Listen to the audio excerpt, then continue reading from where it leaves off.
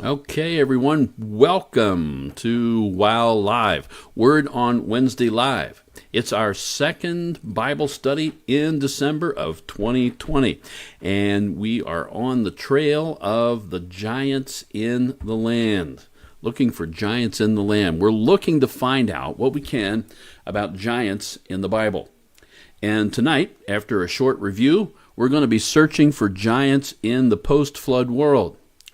Now, last Wednesday, we focused on giants before the great flood of Noah's time.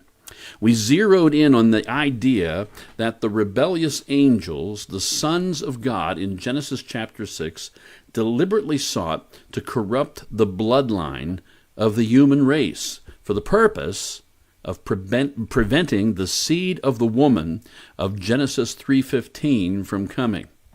Now, in Genesis 3:15, God the Creator cursed the serpent of old, called the devil and Satan, who deceives the whole world, as he's described in the book of Revelation, chapter 12 and verse 9. But here we are back in Genesis 3:15, the first book of the Bible, where it says, "And I will put enmity between you and the woman, and between your seed and her seed. He shall bruise your head, and you shall bruise his heel." This is the first Christmas verse in the Bible, which means it's also the first gospel verse in the Bible, the first time the good news of Jesus is talked about, right in the beginning of the Bible, Genesis 3. The seed of the woman, implying a virgin-born individual, is going to come to crush the head of the serpent. In other words, destroy the work that Satan committed in the garden when he caused man to fall. And in the process, the seed of the woman himself shall suffer. Recall that we concluded from evidence found in the early chapters of Genesis, we found that human blood would likely be needed to be shed in order to pay for human rebellion and sin. Certainly seemed to suggest that in the early chapters. We don't know how much of that Satan might have understood at the time, but we suspect he knew enough to know that he decided he needed to keep the seed of the woman, the Christ, from coming. I strongly suspect Satan, therefore, contrived this plot to work through rebellious angels to attempt to totally corrupt the human bloodline. Hence the very key story in Genesis chapter 6, which set the stage for God's great flood judgment. Genesis 6, 1-4. "Now it came to pass, when men began to multiply on the face of the earth, and daughters were born to them," human daughters, "that the sons of God, the angels, saw the daughters of men, that they were beautiful, and they took wives for themselves of all whom they chose. And the Lord said, My spirit shall not strive with man forever, for he is indeed flesh, yet his days shall be 120 years. That's a limit, a cap placed on human lifespan that will take effect after the flood in a gradual way. Going on, verse 4, our verse for this. "There were giants on the earth in those days, and also afterward, when the sons of God came in to the daughters of men, and they bore children to them. Those were the mighty men who were of old, men of renown. Thus the giants were born, the Nephilim, the hybrid race, part angel, part human. Violence increased in great magnitude, as these hybrids increased in population. We speculated that there may well have been an attempt not only to corrupt the human bloodline in the way we just described, but also a simultaneous effort to eradicate pure blood humans. a kind of genocide to get rid of that pure lineage, so that this seed of the woman couldn't come. God was grieved in his heart at what he saw was happening as violence was increasing and things were being maligned and destroyed and corrupted. And in his time, he destroyed the world with the great cataclysm of the flood. Genesis chapters 7 and 8 talk about the flood specifically. And the only land creatures to survive were the ones that were on Noah's ark. Now, back in chapter 6, and I believe it's verse 9 of Genesis, because the Bible says there that Noah was perfect in his generations, I believe that means Noah's line was unspotted from corruption by rebellious angelic interference. It's reasonable to assume that Noah's sons were equally unspotted. Now, on the other hand, of particular interest is that little phrase that we find there in Genesis 6 and verse 4. There were giants on the earth in those days and also afterward, whenever the sons of God came in to the daughters of men and they bore children to them. There were giants on earth in those days, the days of the flood, the time of the flood, and also afterward. That strongly suggests giants also existed after the time of the flood. And notice that I've thrown that word whenever into the verse, in those brackets there. I put it there in place of the word when. It's my understanding that whenever is a legitimate translation of the Hebrew word used there. If I say, I will get milk when I go to the store, that sounds like a single trip to the store, right? It suggests I'm going to go to the store for other things, and while I'm there, I will also pick up some milk. But if I say, whenever I get to the store, I'll get milk, or, whenever I go to the store, I get milk, let's put it that way, not I will, but whenever I go to the store, I get milk, that carries a different meaning, doesn't it? It sounds like I'm buying milk every time I go to the store, implying that there's a lot of milk being used at my house. In like manner, to say that whenever the sons of God, or the angels, the rebellious fallen angels, whenever they procreated with human women, giants were the result, that gives one the definite impression that angels mated with humans more than just in a single event. And thus it sounds like more angels rebelled after the flood, and there was more than just one single incursion. And remember this, it can't be the same angels showing up after the flood that were there before the flood and doing this, because according to Peter and Jude, as we saw early on in our study, those angels have been detained in a holding place until the great judgment. Peter says in 2 Peter 2:4, God did not spare the angels who sinned, but cast them down to Tartarus, is the word used there, to hell, and delivered them into chains of darkness to be reserved for judgment. And Jude says in verse 6, the angels who did not keep their proper domain, but left their own abode, he has reserved in everlasting chains under darkness for the judgment of the great day. So they committed their deeds, and then they were put away and taken out. So what about the giants then of the post-flood world, if whenever this happened, they were born? What happened there? Let's see what we can learn, and let's begin with Noah's son Ham. Remember a few lessons back we talked about the Septuagint, the Greek translation of the Hebrew Old Testament. Here is an English rendering of what Genesis chapter 10, verses 6 through 8 says in the Septuagint. So this is from Genesis 10. Genesis 10, 6 through 8, the sons of Ham were Cush and Egypt, Put and Canaan. And the sons of Cush were Sheba and Havilah and Sabta and Raamah and Sabteka. The sons of Raamah were Sheba and Dedan. Cush begot Nimrod. He was the first to be a giant on the earth. Wow, the text there just told us that Nimrod was a giant, at least according to the Septuagint here. Now, the Greek word gigas is used. They use that for the translation, which does mean giant.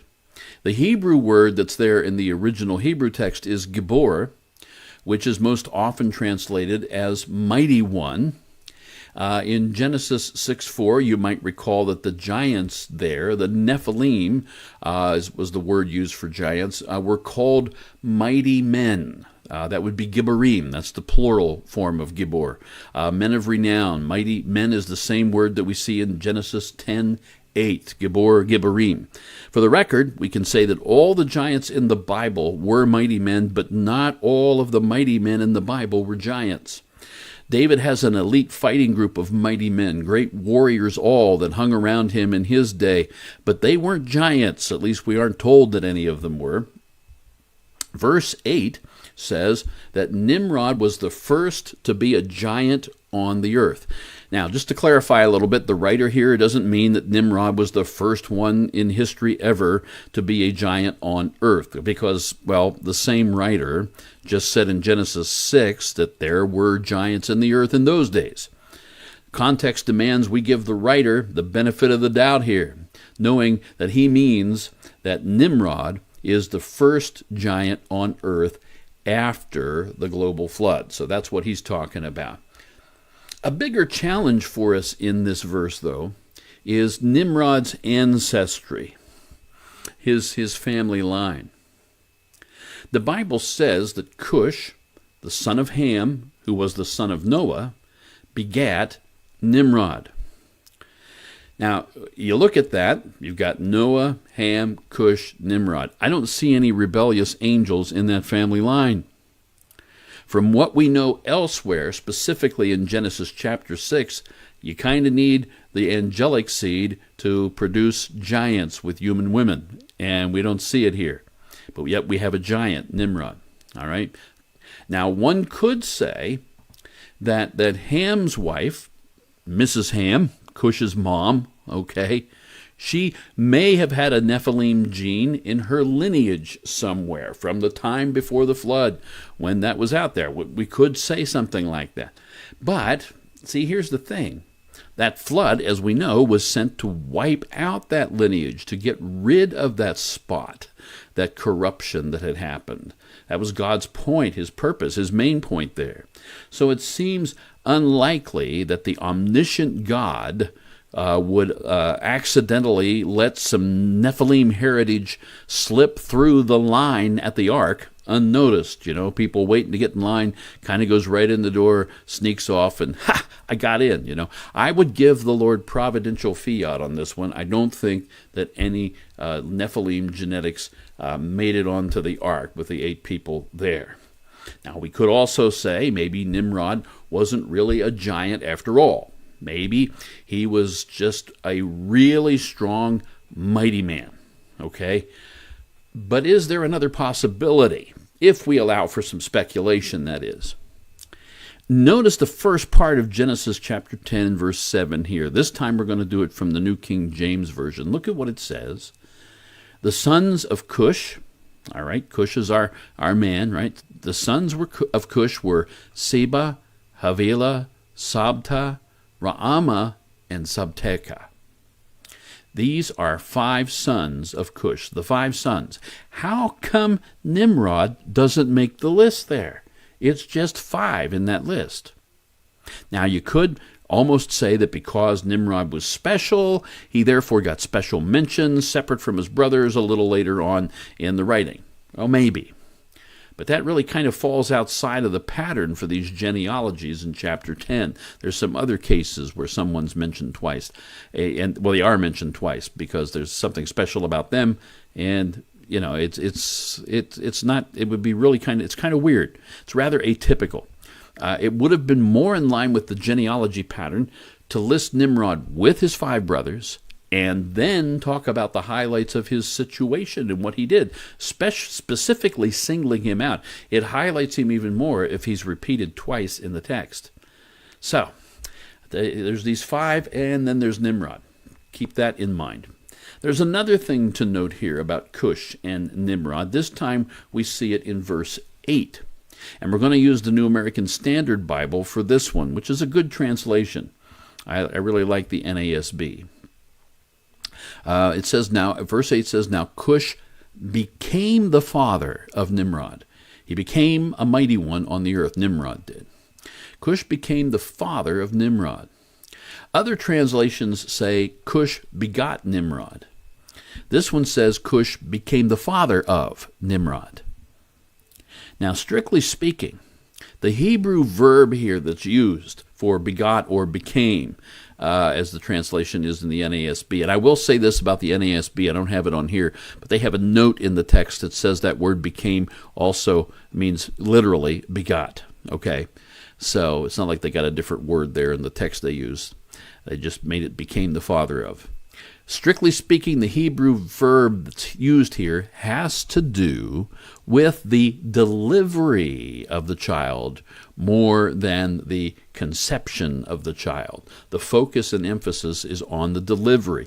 In numerous variations in meaning, getting this from, where did I get this at? A Concise Dictionary of the Words in the Greek New Testament and the Hebrew Bible. Okay, write that title down. It'll be on the test. I'm not going to give it to you again. If you weren't paying attention, you missed it. Anyway, to bear young, okay, is what this word means. To beget, to act as midwife. Okay, that's the person who shows up at birth, right? Specifically to show lineage, bear, beget, birth, born, make to come, bring forth children or young, bring up, even, calve, which is interesting, child, come, be delivered of a child. Okay, a child being delivered, time of delivery, gender, hatch, labor, do the office of a midwife, declare pedigrees, all these things having to do with once the child is born. So here's the speculation we're talking about.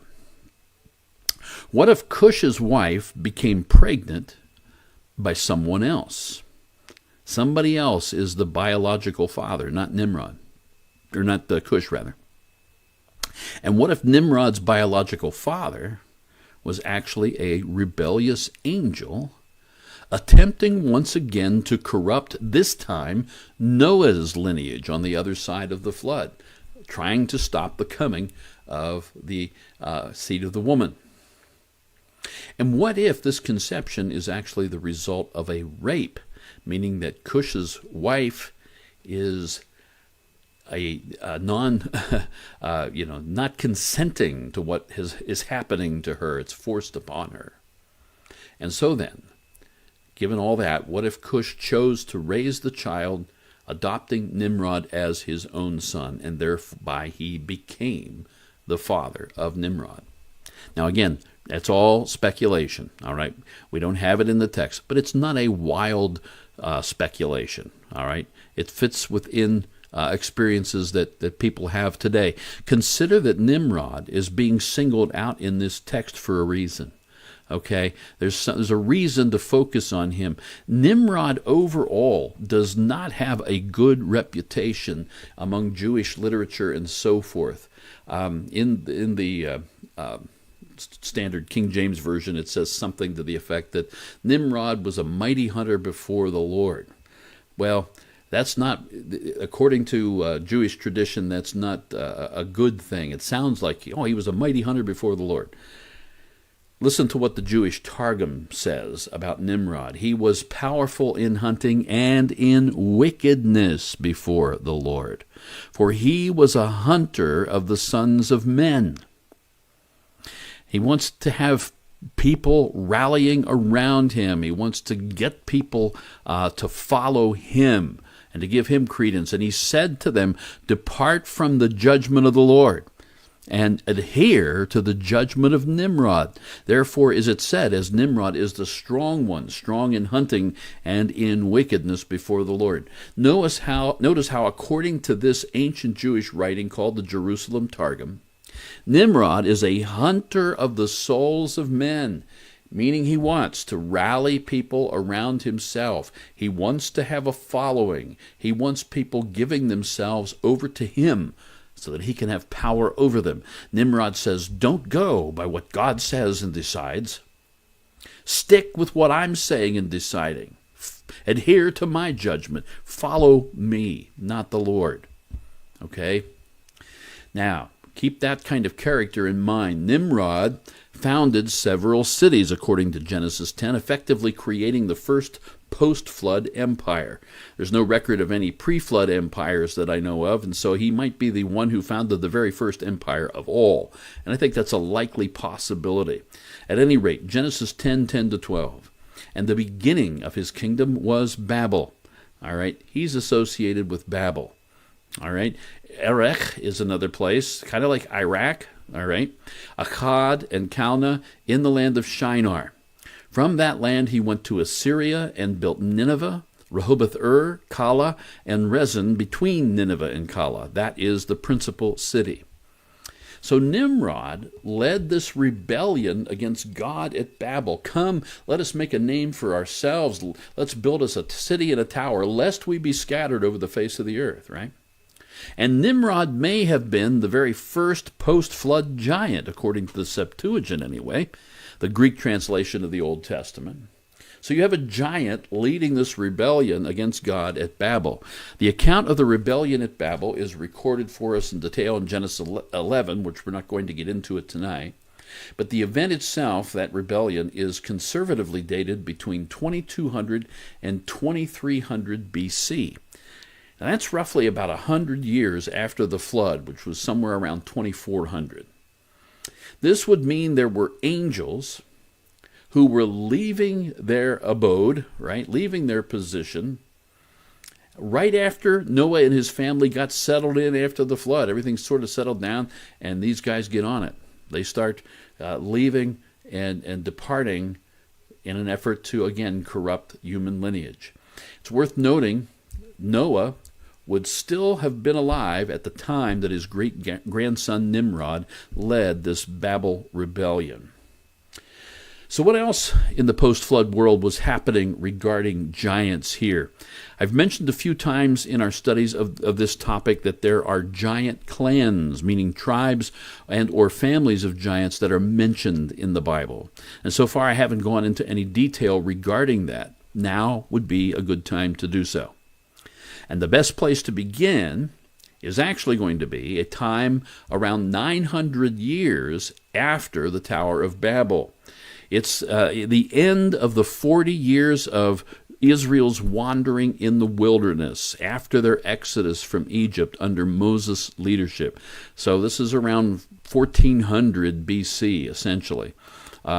In Deuteronomy chapter 2, which is what we're going to read, during the course of this, Moses is kind of giving a review to the Israelites of what's happened on their journey so far.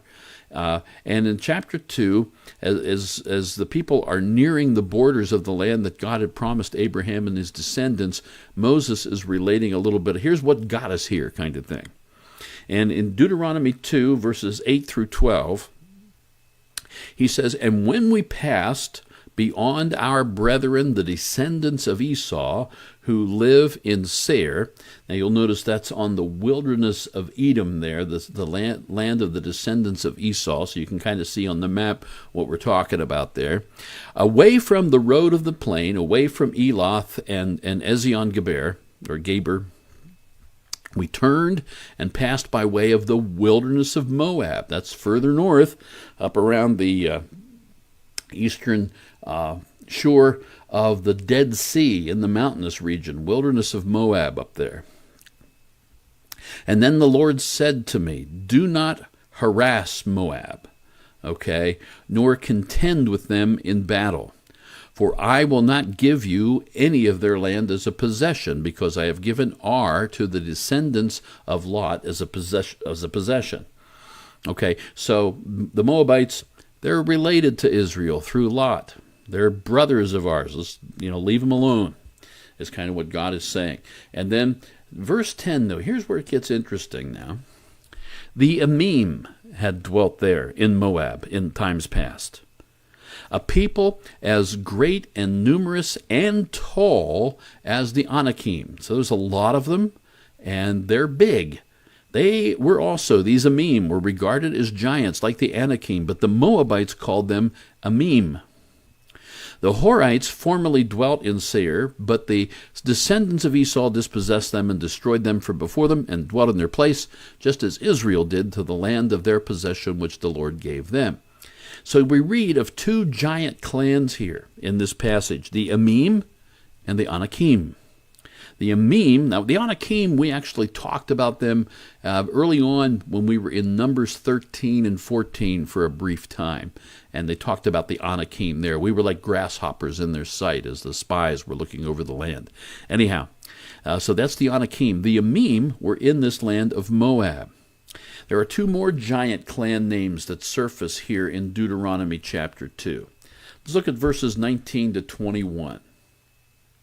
And this is Moses still talking about instructions that was given to them early on in their travels. And when you come near the people of Ammon, okay, the Ammonites, do not harass them or meddle with them, for I will not give you any of the land of the people of Ammon as a possession, because I have given it to the descendants of Lot as a possession. See, Ammon and Moab were brothers, basically, or cousins probably. It's kind of weird. Brothers is probably just as fine. Anyhow, half-brothers, I don't know. But they were related anyway. They were sons of Lot. And we won't go into all that story right now. But here again, this next section in parentheses, that was also regarded, Ammon was, as a land of giants. Rephaim. I put the Hebrew word in there for you because I want you to get familiar with that. It's an interesting word that keeps cropping up in the Bible in different ways and forms. Very interesting. Rephaim. Giants formerly dwelt there. The Rephaim formerly dwelt in Ammon. But the Ammonites called them, look at this, Zamzumim. Oh, I love that word. Zamzumim. A people as great and numerous and tall as the Anakim. Again, there's a lot of people, a lot of them, but the Lord destroyed them before them, and they dispossessed them and dwelt in their place. So the Hebrew word translated as giants in verse 20, as you can see, is the word Rephaim. Okay? And so like Nephilim, the word Rephaim is a more common word for giants in the Hebrew text. And then look at that fun word that the Ammonites called them, the Zamzumim. It's fun to say. So we have 5 names now for giants in the Old Testament that we've encountered: Nephilim, Anakim, Emim, Rephaim, and Zamzumim. These are people groups. They're families, tribes, or clans of giants. Now, while no female giants are mentioned by name in the Bible, nor are they really even brought up at all, it's obvious there were female giants in these clans. How else could you have families? It's not like the angels keep coming down and everything. And giants marrying giants would, of course, produce giants. And so now you've got this repopulating, group of these hybrids that are reproducing and growing in number. As we saw, there were many of them. After the flood, we have a possible giant named Nimrod, and 900 years later, you have these 5 giant clans. But there is one other place in the Bible that we can look for giants between Nimrod and the time of Moses, and that would be in the story of Abraham. Genesis 14, 1-4. And it came to pass in the days of Amraphel, be sure to write down all the names that I'm going to give you here, because they too will be on the test. And it came to pass in the days of Amraphel, there is no test, okay, just don't sweat it.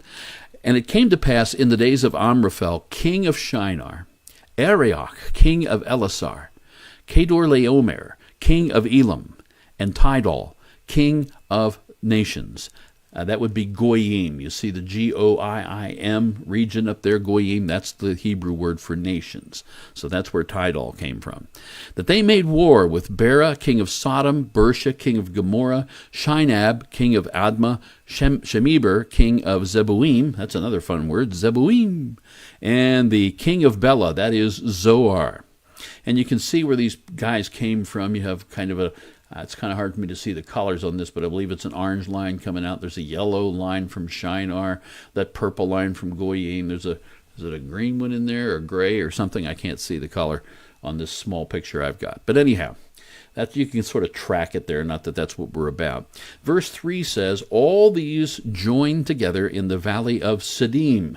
That is the Salt Sea. So that's down there around Sodom, Gomorrah, Zeboim, right? Admah in there. And so you can see that at the bottom. That's where they all came together. These kings, Bera, Bersha, Shinab, Shemeber, and the king of Bela, that is Zoar. For 12 years they served Kedorlaomer. Okay, he was over them. All right, he's kind of the reigning king. And in the 13th year, they rebelled, like they'd had enough for whatever reason, doesn't say. 4 kings from the Mesopotamian region, northeast of Canaan, they move out under the leadership of Kedorlaomer, the king of Elam. 5 kings around the Dead Sea, or the Salt Sea, they had rebelled after 12 years under Kedorlaomer, and he's coming with allies to quash this rebellion. That's what's going on. Verses 5 through 7 get interesting for us in our subject. In the 14th year, Kedorlaomer and the kings that were with him came and attacked the Rephaim in Ashtaroth Karnaim, the Zuzim in Ham, the Amim in Shaveh Kiriathaim, and the Horites in their mountain of Seir, as far as El Paran, which is by the wilderness. Then they turned back and came to En Mishpat, that is Kadesh, and attacked all the country of the Amalekites, and also the Amorites who dwelt in Hazazon Tamar. Well, look in there. The Rephaim are in this battle, giants, as are the Amim, the giant clans we just were introduced to. Here they are clear back in Genesis 14. We were in Deuteronomy 2, right? And the Zuzim, right there, is another word referring to the Zamzamim. Zuzim's kind of a fun word. 3 giant clans involved in this battle against the 4 kings from Mesopotamia. Now, this is in the time of Abraham, okay? And he's living in the region of Mamre there. You can kind of see it off to the side of where it says, and the Horites in their mountain of Seir. Right next to of is the word Mamre. Part of the M is covered up, but that's where Abraham is hanging out. All right, and his nephew Lot is way down in Sodom, down there close to the bottom of the Dead Sea. All right, this is about 500 years before the time that we read about in Deuteronomy 2, where we acquainted ourselves with those giant clans. Now we see these clans, they go back at least to the time of Abraham, and likely before that. So, the armies of the 4 Mesopotamian kings, from up north and east, they put the 5 kings of the Dead Sea area on the run, and they overcome them. And Kedorlaomer and his allies overtook Sodom and Gomorrah, and they took captives, including Lot, Abraham's nephew. Genesis 14:13-16. This kind of tells you what Abraham does. This is kind of neat. I just threw it in here because it's a cool story. Then one who had escaped came, got away from these kings that were taking these captives, and he told Abram the Hebrew, for he dwelt by the terebinth trees of Mamre. You can see Mamre a little better on the map there.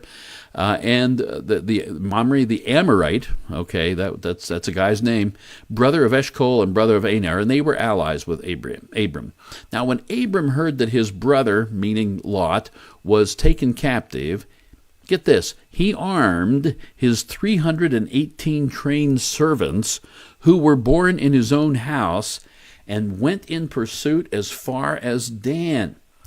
He divided his forces against them by night. And he and his servants attacked them and pursued them as far as Hobah. See where Hobah is up there, which is north of Damascus, it says. So he brought back all the goods and also brought back his brother or nephew Lot and his goods, as well as the women and the people. Abraham, wow, what a guy. He has 318 militarily trained men in his own private militia, homegrown army. Right? Imagine what this rescue operation must have been like.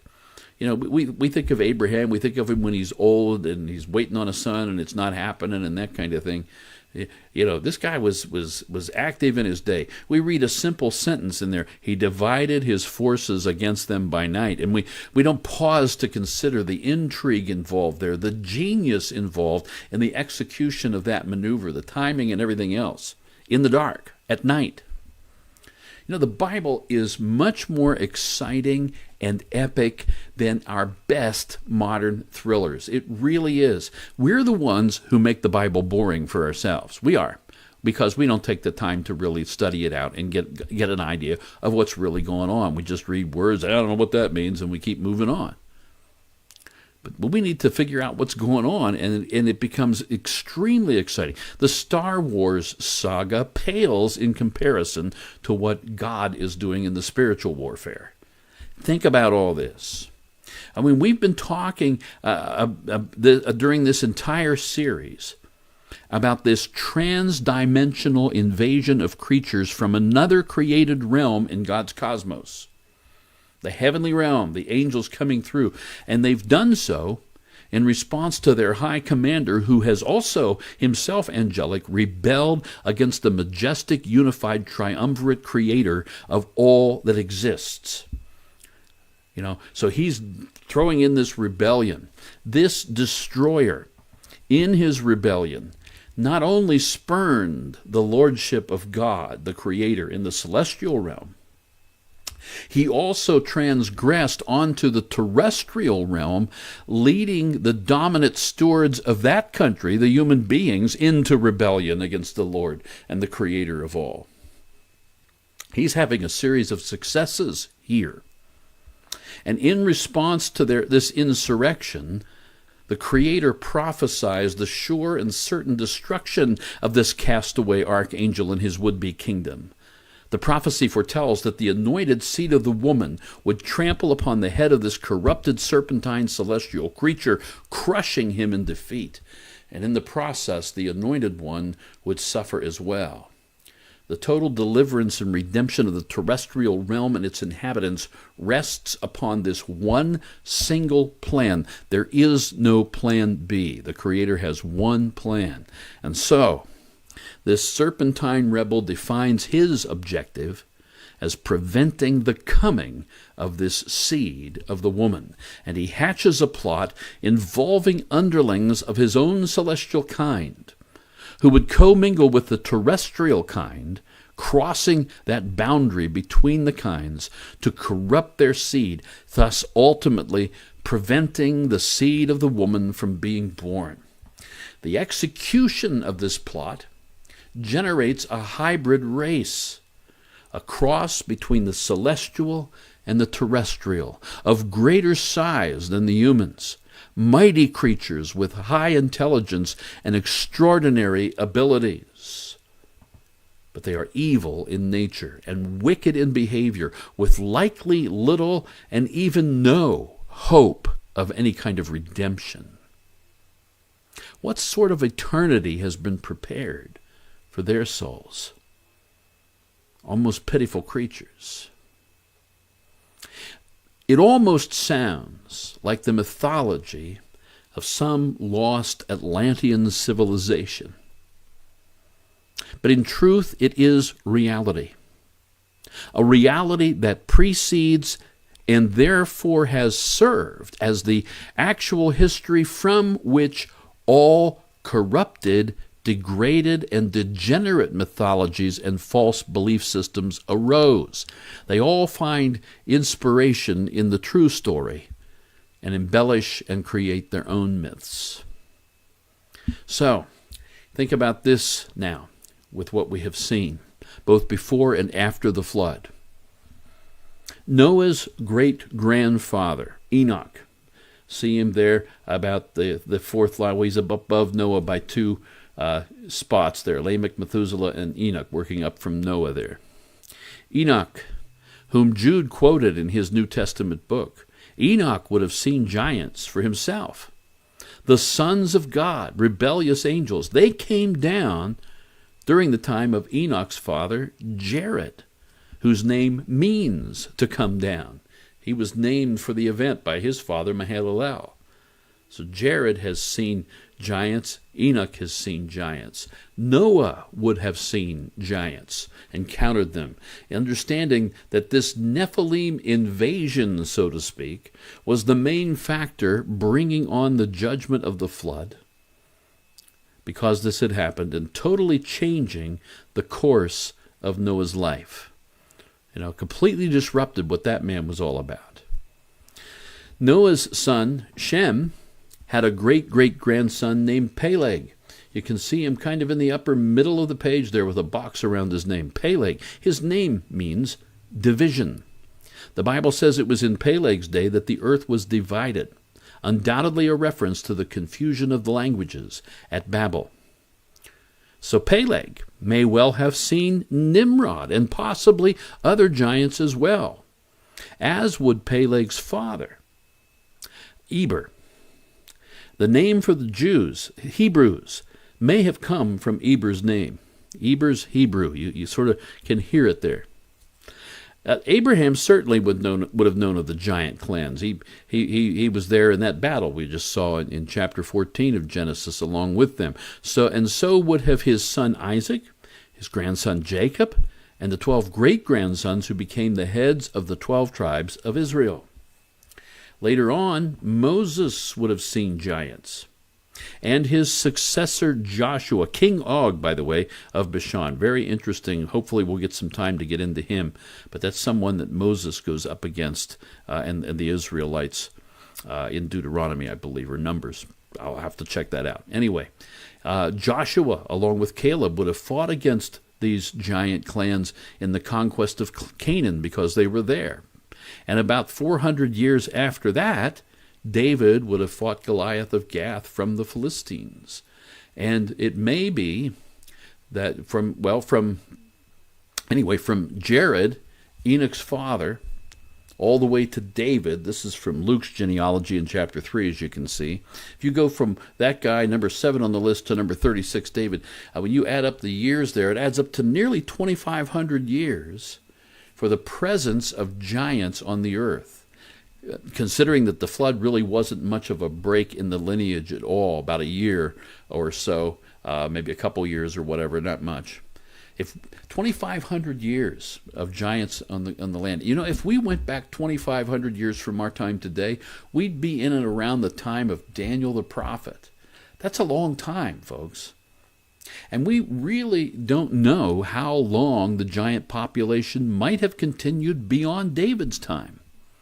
Goliath did have 4 brothers who were giants. All right, we can read about them and hopefully will.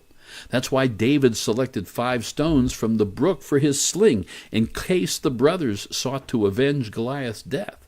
He wanted to make sure he had enough ammunition to take them all out. A long time and a lot of giants. But why? Before the flood, the plot was to corrupt the human bloodline by intermingling angels with humans. Why does that persist after the flood?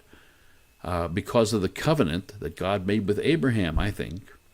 Genesis 12, 1-3. Now the Lord had said to Abram, "Get out of your country, from your family and from your father's house, to a land that I will show you. And I will make you a great nation. I will bless you and make your name great, and you shall be a blessing. I will bless those who bless you, and I will curse him who curses you, and in you all the families of the earth shall be blessed." So Abraham is promised land for a great nation that would be made up of his descendants. All of the earth shall be blessed through him. And God has promised Abraham special protection, blessing any who bless Abraham and cursing anyone who curses him. Satan hasn't seen any human being get this much attention from God since Noah. Is it possible that the seed of the woman might come through Abraham? Is this what Satan begins to think? It might be worth trying to mess up this guy's lineage here. So maybe that's why giants start showing up again. Think about things and Satan's plans. Later in the Bible, we see an effort to wipe out all the Israelites when they're in Egypt, right? The Egyptians start trying to kill all the male Hebrew children, and Moses is saved by his mother Jochebed, put into a basket, and his sister watches over him in the Nile River.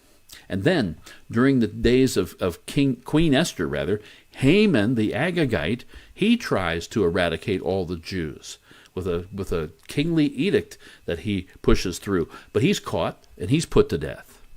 We would largely suspect Satan as the one behind these actions, taking an effort or making an effort to prevent Christ or the seed of the woman from coming. Now, we saw Abraham save the day, rescuing Lot and others that were taken captive by Kedorlaomer's coalition. That was in Genesis 14. Now, in Genesis 15, God restates his covenant to Abraham. And he shares with Abraham what amounts to a prophecy about what will happen to Abraham's descendants. Verses 13 through 16 of Genesis chapter 15. Then God said to Abram, "Know certainly that your descendants will be strangers in a land that is not theirs, and will serve them, and they will afflict them 400 years. And also the nation whom they serve I will judge. Afterward they shall come out with great possessions. Now, as for you, Abraham, you shall go to your fathers in peace. You shall be buried at a good old age. But in the 4th generation they shall return here, for the iniquity of the Amorites is not yet complete." Interesting. Now, Abraham's descendants, the future nation of Israel, they'll be in another land, in Egypt, for 400 years, where they will be afflicted by the Egyptians. God will judge Egypt, and Israel shall come out of Egypt with great material blessings, and they will return to the land that God had promised to their patriarch, their founding father, Abraham. For 4 centuries, Abraham's family and descendants will be gone from the promised land. It's their land. They're not going to be there for 400 years. That's what the prophecy says.